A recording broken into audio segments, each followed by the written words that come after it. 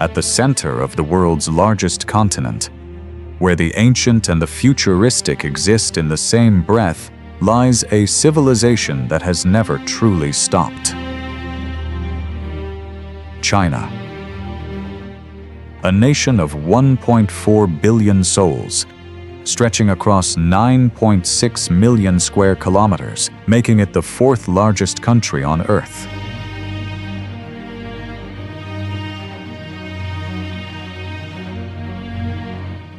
This is not merely a country. It is a continuous experiment in human organization.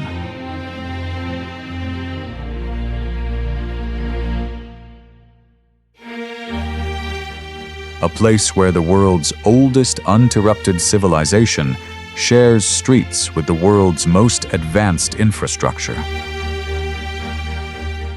Where 5,000-year-old water management systems inform 21st century megacities.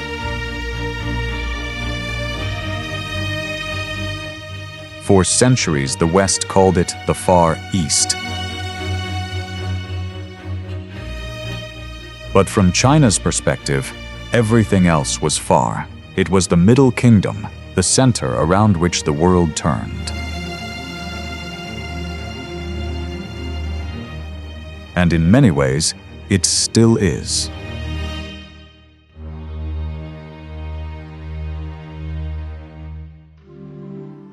The most visible symbol of that centrality snakes across China's northern frontier for 21,196 kilometers, roughly half the length of Earth's equator. The Great Wall is not a single wall, but a fractal network of 43,721 heritage sites.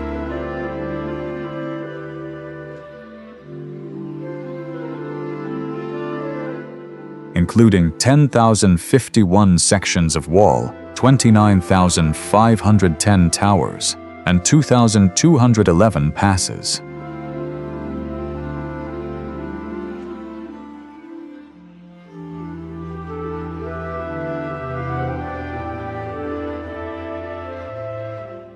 What most visitors see, the pristine stone ramparts of Budeling and Mutianyu, represents less than 2% of the total structure.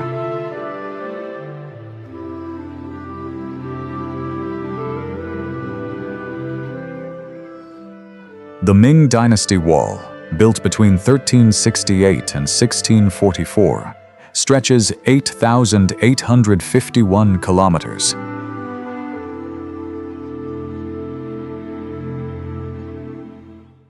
This is only 40% of the total length ever constructed.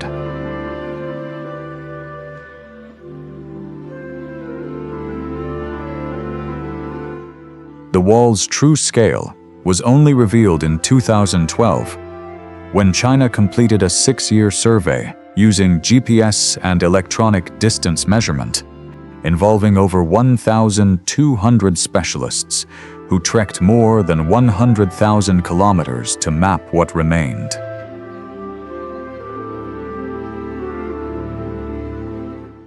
But here is what the numbers cannot capture. The wall was never truly about keeping people out. It was about defining what was in. For 2,000 years, it marked the boundary between civilization and wilderness, between the known world and the steppe beyond. It was a statement written in stone.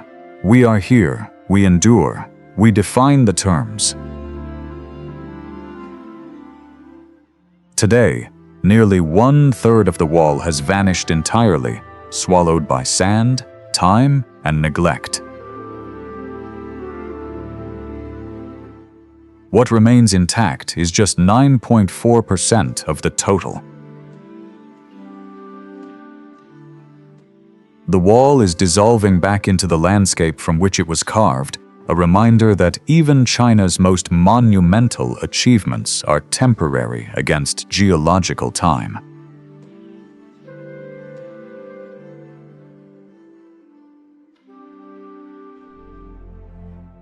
At the heart of Beijing, the Forbidden City stands as the physical embodiment of that enduring authority. Built between 1406 and 1420 by Emperor Yongle of the Ming Dynasty, it is the world's largest wooden palace complex, containing more than 9,000 rooms.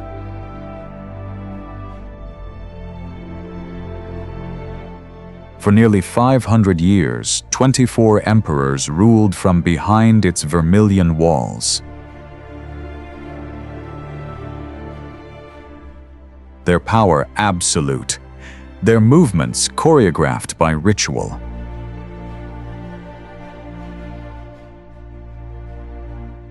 The layout is not merely architectural. It is cosmological.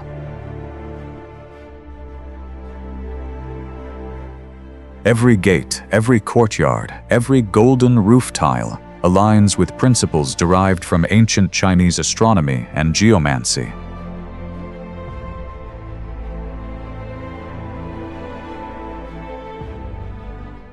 Today, the Palace Museum houses over 1.86 million artifacts, and in 2026, the Hong Kong Palace Museum opened 9 new exhibitions exploring the Forbidden City's global connections.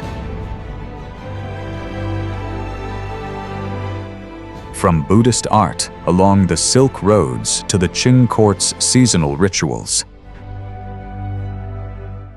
But the most striking transformation is not in the exhibitions. It is in the visitors. China now records approximately 1.5 billion museum visits annually. A figure that would have been unimaginable to the emperors.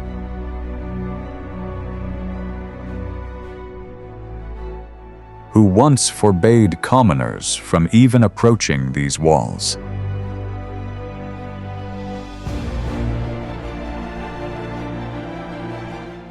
What was once the most exclusive space in the world has become the most visited. Power, it seems, does not disappear.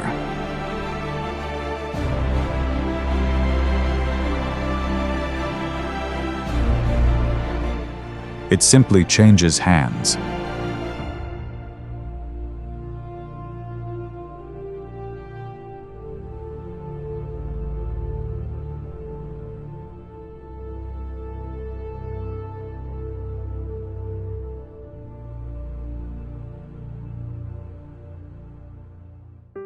Yet, China's statecraft runs deeper than Qin. Far to the east, near modern Hangzhou, the Liangzhu archaeological ruins preserve a civilization that thrived 5,300 years ago, making it one of East Asia's earliest urban societies and a UNESCO World Heritage Site. What distinguishes Liangzhu is not its age, but its engineering. The city was protected by a vast hydraulic system spanning over 100 square kilometers, including high and low dams, dikes, and natural floodways, the earliest known large-scale water management in China. In 2025, researchers using satellite remote sensing, drone photography, and three-dimensional reconstruction discovered over 20 new dams and 4 longitudinal ridges, revealing the full complexity of this prehistoric water network. The system was so sophisticated that it has become a global reference point for understanding early urban water management. Even more remarkably, a 2025 discovery of a rectangular wall-like structure on the city's outskirts may represent one of China's earliest known imperial burial sites, potentially pushing back the timeline of China's mausoleum system by thousands of years. This was not a primitive society stumbling toward civilization. It was a fully realized state with specialized labor, social hierarchy, and environmental mastery. The Chinese state, it appears, was ancient long before it was called Chinese. 800 kilometers west of Beijing, near the ancient capital of Xi'an, an army of 8,000 terracotta soldiers has stood guard for over 2,200 years. Discovered in 1974 by farmers digging a well, the mausoleum of China's first emperor, Qin Shi Huang, remains one of archaeology's most staggering finds. Each warrior is unique.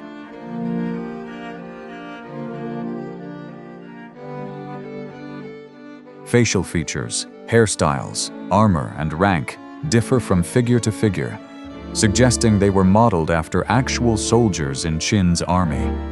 Originally painted in brilliant pigments, they were buried to protect the emperor in the afterlife, a belief system that invested enormous resources in death. In January 2025, archaeologists unearthed 8 additional figures, including a rare high-ranking commander, along with chariot and horse remnants, proving that the site still holds secrets after half a century of excavation. But the true marvel is not the army itself. It is what it represents. The moment China became China. In 221 BCE, Qin Shi Huang unified 7 warring states into a single empire.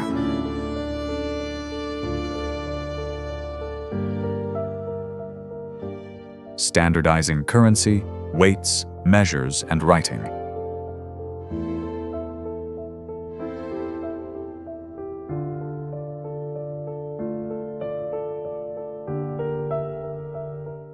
The Terracotta Army is the physical manifestation of that unification. A nation-state imagined in clay before it fully existed in flesh.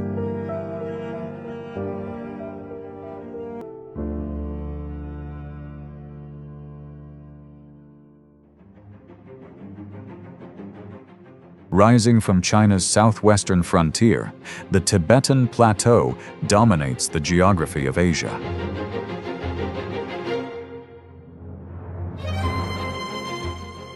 Known as the roof of the world, it is the source of 10 major rivers that provide fresh water for nearly half of humanity, including the Yangtze, Yellow, Mekong, and Brahmaputra. The plateau is still rising, pushed upward by the ongoing collision of the Indian and Eurasian tectonic plates at a rate faster than human fingernails grow.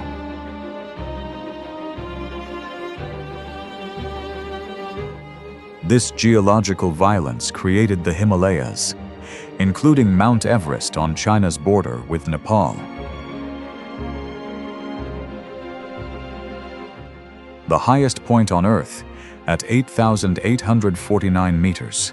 In 2006, China completed the Qinghai-Tibet Railway.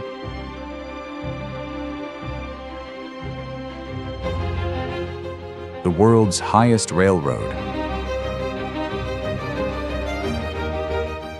connecting Jining to Lhasa across 1,972 kilometers of terrain.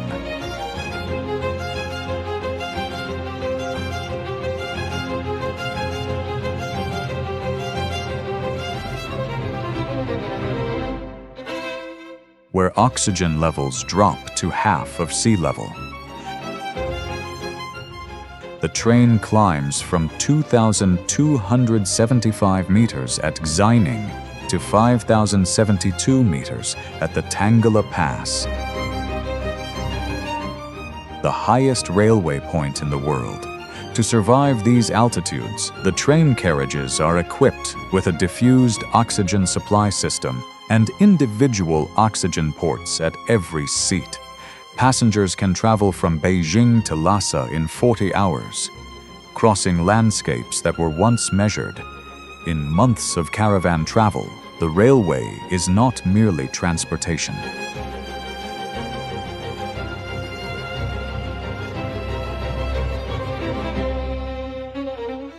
It is a statement of technological sovereignty, proof that human engineering can conquer the planet's most extreme environments.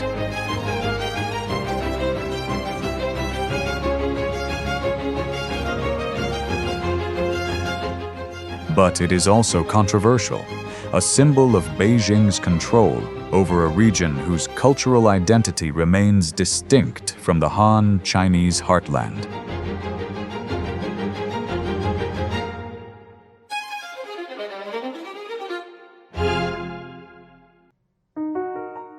Along the ancient Silk Road, where traders once carried silk westward and Buddhism eastward, the Mogao Caves at Dunhuang preserve 1,600 years of artistic devotion.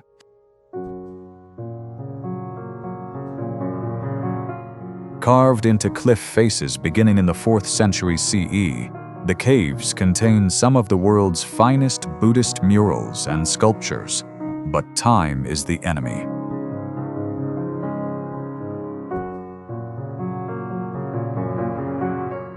The caves are deteriorating. Humidity, oxidation, and human breath from decades of tourism have damaged pigments that survived a millennium.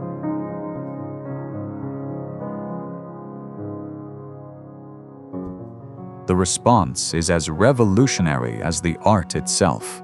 The Dunhuang Academy has spent decades creating digital archives of the caves, using high-resolution photography and three-dimensional modeling to preserve what physical conservation cannot. Their strategy now includes virtual tours, augmented reality storytelling, and artificial intelligence-powered educational tools. In 2026, visitors can explore caves that no longer exist in physical form. Experiencing Buddhist art through screens, while the originals rest in controlled darkness. It is preservation through transformation, a 21st century solution to a 1,600-year-old problem. The Silk Road was never a single road. It was a network of exchange that shaped Eurasia for 1,000 years. And in Dunhuang, that network is being reborn as data.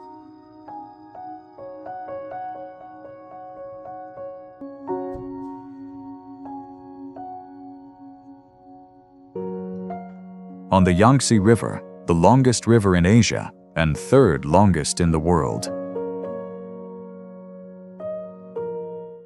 the Three Gorges Dam stands as the largest concrete structure ever built.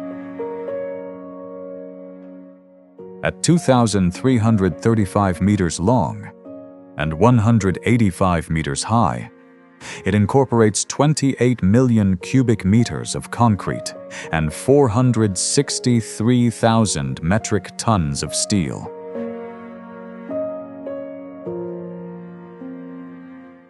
The dam's 32 turbine generators produce 22,500 megawatts of electricity, making it the most productive hydroelectric facility on Earth.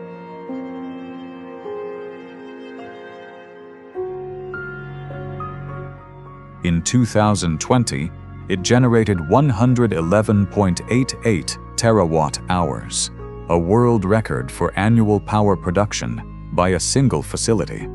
But scale brings consequence. The reservoir displaced at least 1.3 million people, submerged 1,300 known archaeological sites, and altered the river's ecology in ways still not fully understood. The dam's reservoir extending 600 kilometers upstream, has been linked to increased landslides and seismic activity in the region. NASA calculated that filling the reservoir with its 40 cubic kilometers of water would theoretically lengthen each day by 0.06 microseconds and shift Earth's rotational pole by approximately 2 centimeters, a change so minuscule it exists only in mathematical models.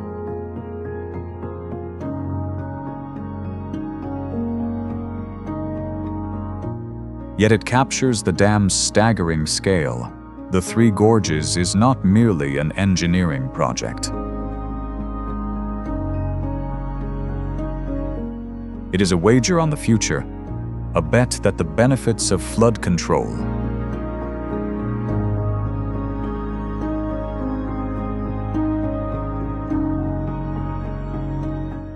power generation, and inland navigation justify the irreversible transformation of one of Earth's great rivers.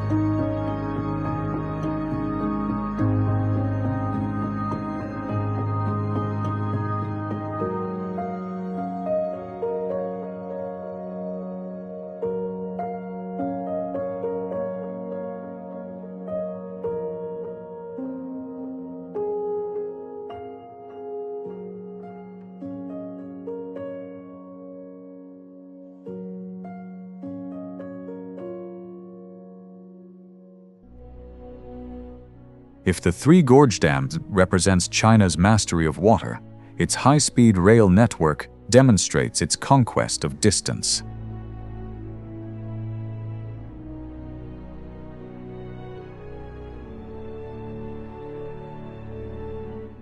By the end of 2025, China's high-speed rail network exceeded 50,000 kilometers, approximately 70% of the world's total high-speed rail mileage. To comprehend this scale, the combined high-speed rail of every other nation on Earth does not equal China's network alone. The transformation began in 2008 with the Beijing-Tianjin line, opened just before the Olympic Games.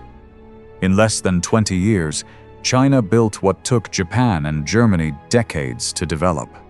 Trains now routinely operate at 350 kilometers per hour, reducing the 1,300-kilometer journey between Beijing and Shanghai from over 10 hours to just over 4 hours. During the 2026 Spring Festival travel period, the network carried a record 538 million passengers, with nearly 13,000 trains running daily at peak capacity. The national railway system facilitated 4.26 billion passenger trips in 2025. New lines now extend beyond China's borders. The China-Laos Railway, operational since 2021, has cut travel between the border and Vientiane from a full day to 3 to 4 hours. Construction has begun on the China-Kyrgyzstan-Uzbekistan Railway, and Indonesia's Jakarta-Bandung high-speed railway has safely operated for 2 years, carrying over 13 million passengers. By 2030, China plans to expand its total railway network to 180,000 kilometers, including 60,000 kilometers of high-speed rail. This is not transportation policy. It is spatial reorganization, the compression of geographic distance into temporal convenience, reshaping how a fifth of humanity moves through its territory.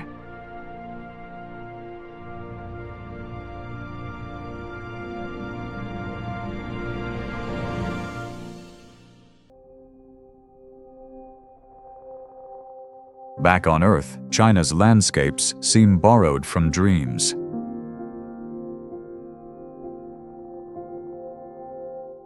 In Hunan Province, the Wulingwan Scenic Area contains over 3,000 quartz sandstone pillars.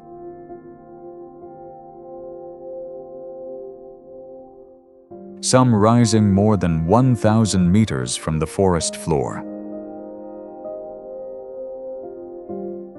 These formations, sculpted by 380 million years of erosion, inspired James Cameron's floating Hallelujah Mountains in the 2009 film Avatar.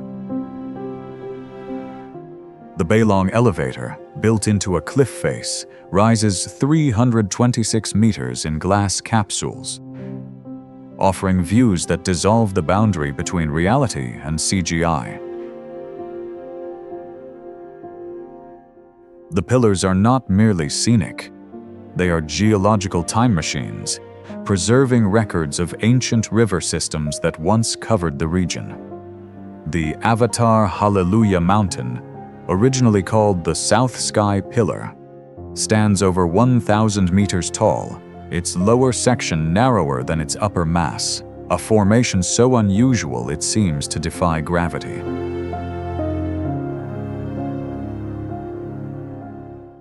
In winter, rime ice coats the pillars, transforming them into crystalline spires that stretch into clouds. It is a landscape that makes visitors feel they have left Earth entirely.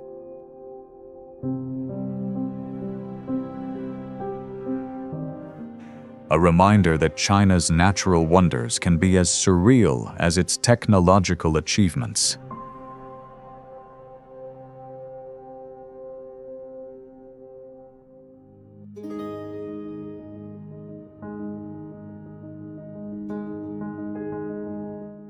Further west, in Gansu province along the ancient Silk Road, the Zhangjiajie Dangxia landform presents mountains that appear hand-painted by a deity with an unlimited palette.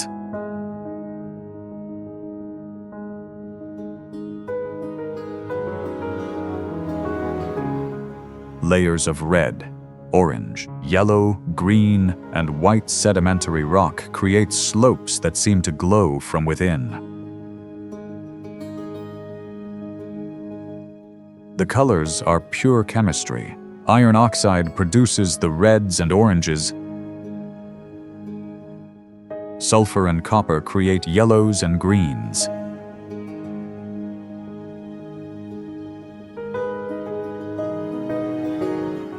Each layer representing millions of years of deposition. During the Cretaceous period, roughly 100 million years ago, the formations developed through a sequence of geological accidents. Sedimentary deposition, tectonic uplift, and millions of years of erosion.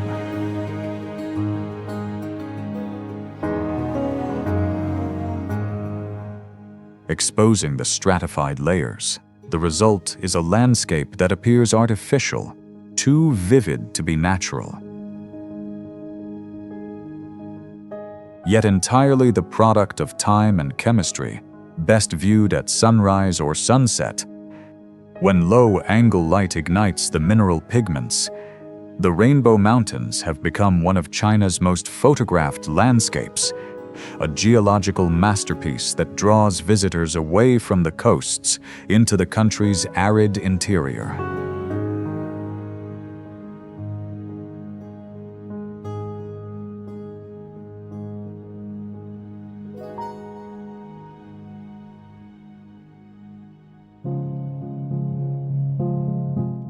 In northern Sichuan, Jiuzhaigou Valley contains waters of impossible clarity and color.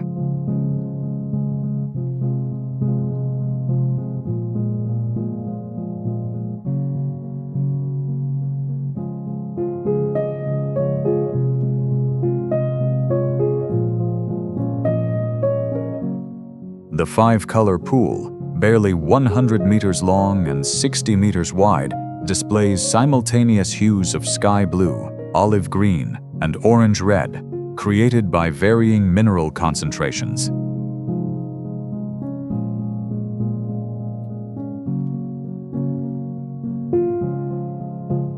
Aquatic plants and calcium carbonate deposits.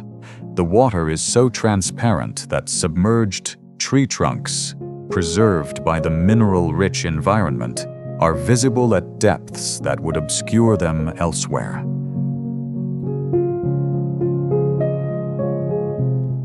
The calcium carbonate suppresses underwater vegetation and slows decay, creating underwater forests that appear frozen in time.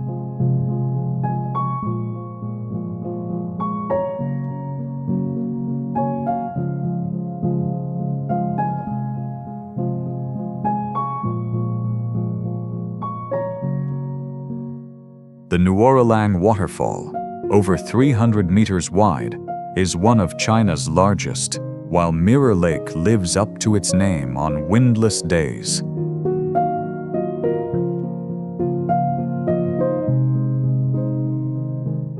Reflecting surrounding peaks with photographic precision, Jiuzhaigou sits at the transition between the Tibetan Plateau and the Sichuan Basin. Its karst landscape, shaped by glacial activity and hydrological forces that continue sculpting the terrain.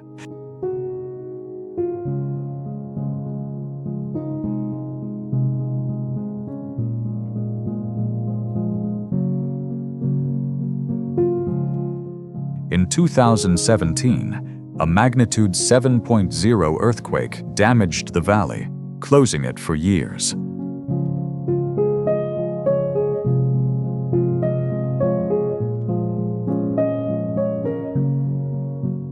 Its 2026 reopening represents not just tourism recovery, but geological resilience.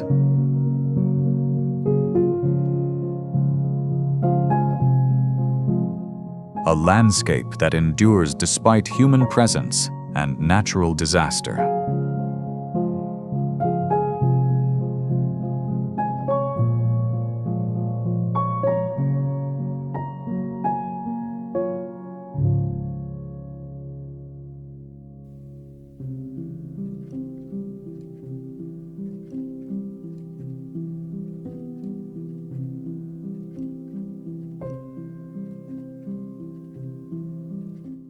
Along the Li River in Guangxi, karst mountains rise from the floodplain like stone sentinels, their formation shaped by 70 million years of water, dissolving limestone bedrock.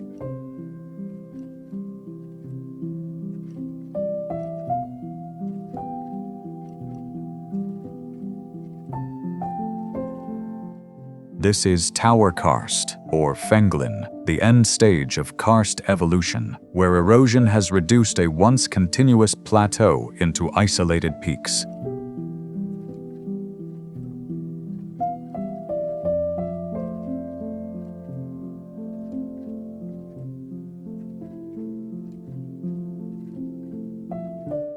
The Guilin model of karst development is studied globally as the reference for continental tower karst formation.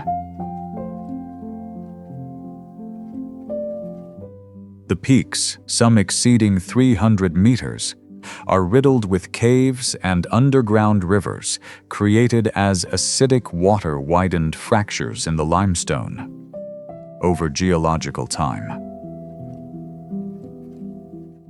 Local tradition holds that the mountains are more beautiful in mist, when they become portals to legendary realms inhabited by spirits and immortals.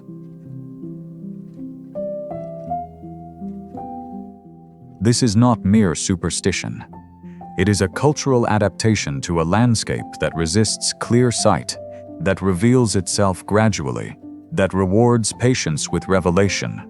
The South China Karst, including Guilin, is a UNESCO World Heritage Site recognized as the global type site for 3 karst landform styles: tower karst, cone karst, and stone forest karst. It is, in geological terms, the textbook example of how water and time can sculpt stone into poetry.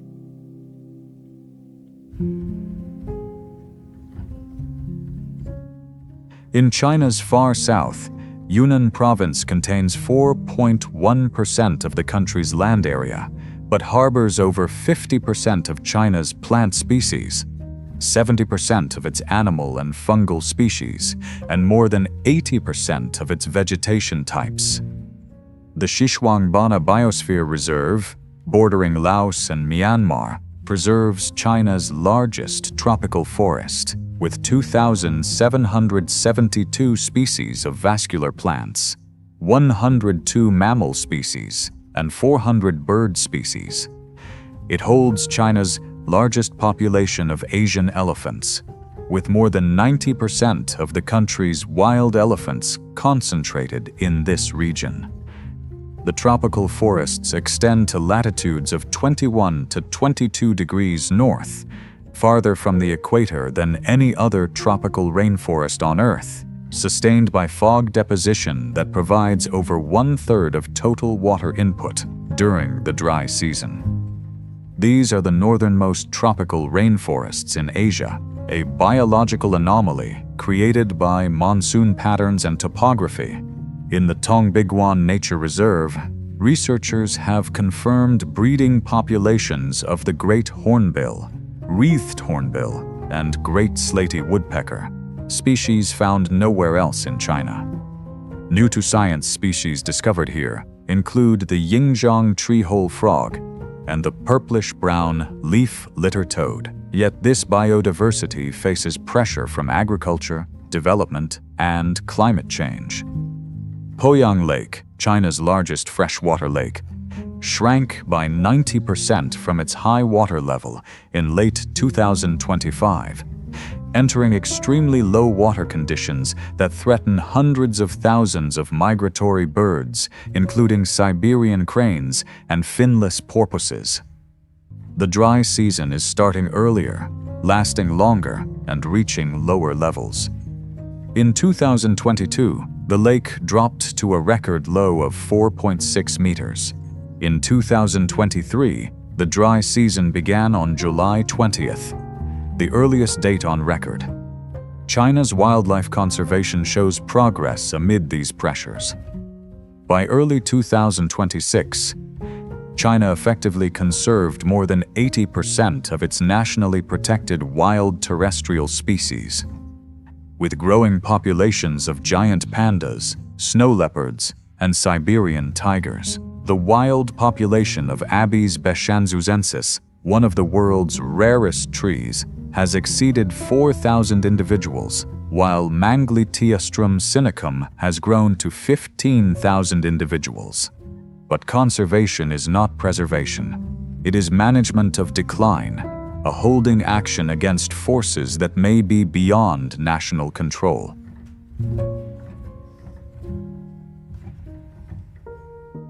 China resists simple definition. It is simultaneously ancient and hypermodern, unified and diverse, triumphant and fragile. It contains the world's oldest continuous civilization and its most ambitious future.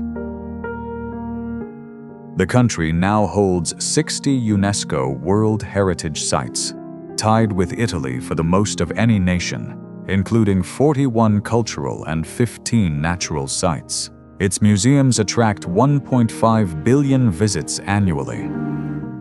Its high-speed rail network exceeds 50,000 kilometers. Its renewable energy capacity leads the world. Its space station orbits above, carrying experiments that will shape humanity's future in space. Yet, these achievements rest on foundations that are shifting. The rivers that sustained civilization are stressed. The air that 1.4 billion people breathe carries the byproducts of the world's largest industrial economy.